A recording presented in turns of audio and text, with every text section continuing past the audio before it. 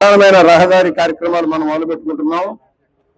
R&B ద్వారా ఇక్కడ 3.5 కోట్ల రూపాయలతో మెయిన్ రోడ్ ని సీసీ రోడ్డు గాను, కొన్ని చోట్ల బీటీ రోడ్డు గాను మార్చే కార్యక్రమం శాంక్షన్ అయింది. డ్రైన్ కూడా మన రుణాల నుంచి కొంత గ్రాంట్లు ఇచ్చాం. మెయిన్ రోడ్డు నా ఉద్దేశంలో సి బ్లాక్ చివరి దగ్గర నుంచి కూడా మొత్తం డి బ్లాక్ బొమ్మూరు దాకా ఈ రోడ్డును అభివృద్ధి చేసే కార్యక్రమం. దీనికి 3.5 కోట్లు ఇచ్చారు, కానీ సరిపోదు.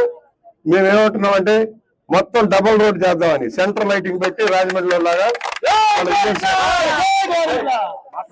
డిఈ గారు మేము కూడా మాట్లాడుకున్నాం.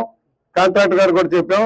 ఈ మళ్ళా అవ్వదు, మనకు పుష్కరాల లోపల అవ్వాలనుకున్నాం. మళ్ళా అవ్వదు కనుక ఈ స్టార్ట్ చేసే బిట్టుని మెయిన్ రోడ్ దగ్గర నుంచి స్టార్ట్ చేసి చేసుకుంటూ వెళ్ళిపోదాం.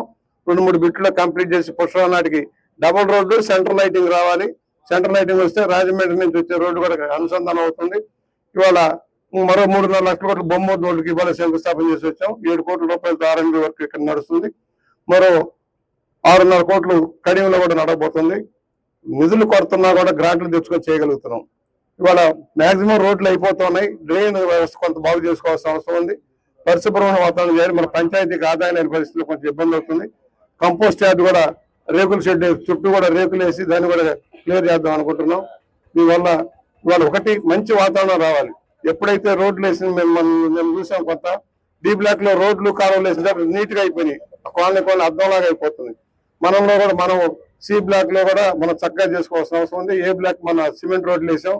దాదాపు 1,30,00,000 రూపాయలు పెట్టి R&B రోడ్లే పంచాయతీరాజ్ ద్వారా కంప్లీట్ చేయించాం.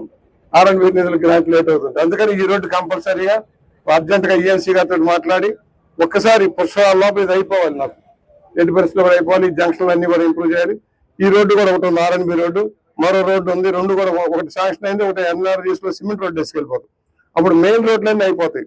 ఇవాళ ఏదైతే అయిపోయిందో స్కూల్ ముందు నుంచి వెళ్ళే రోడ్డు ఈ కనుక అయిపోతే కొంచెం పరిశుభ్రమైన వాతావరణం వస్తుందని ఆలోచన చేస్తున్నాం. జలజీవన్ మిషన్ ఎదురుగా వస్తుంది. జలజీవన్ మిషన్ వస్తే అప్పుడు ఇంటింటికి కుళాయి వేసి గోదావరి నీళ్ళు ఇచ్చే కార్యక్రమం కూడా అమలవుతుంది. ప్రధానమైన సమస్య హౌసింగ్ సమస్య ఉంది. టిట్కో ఇళ్ళు కంప్లీట్ చేస్తాము.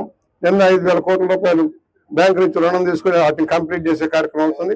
అలాగే వ్యాంబే హౌసెస్ కూడా రిపేర్ చేయాలి. దానికి కూడా 1 కోటి రూపాయలు మొత్తం అప్పుడు 2 కోట్లు ఎస్టిమేట్ చేశారు. కనీసం 1 కోటి రూపాయలు ఇస్తే ఆ కాలువలన్నీ బాగు చేసి మంచి వాతావరణం సృష్టిద్దామని ఆలోచనలో మనం ఉన్నాం. ఇవాళ జనసేన, తెలుగుదేశం, బీజేపీ అందరం కలిసి మోడీ గారి సహకారంతో, చంద్రబాబు గారు, పవన్ కళ్యాణ్ గారు, లోకేష్ గారు కృషితో మనం కార్యక్రమాలు చేస్తున్నాం. శాటిలైట్ సిటీ నా ఉద్దేశం ఒకటి, పుష్కరాల లోపల ABCD బ్లాక్ లో చిన్న సమస్య కూడా లేకుండా అన్ని కంప్లీట్ చేసే ఆలోచనలో ఉన్నాం.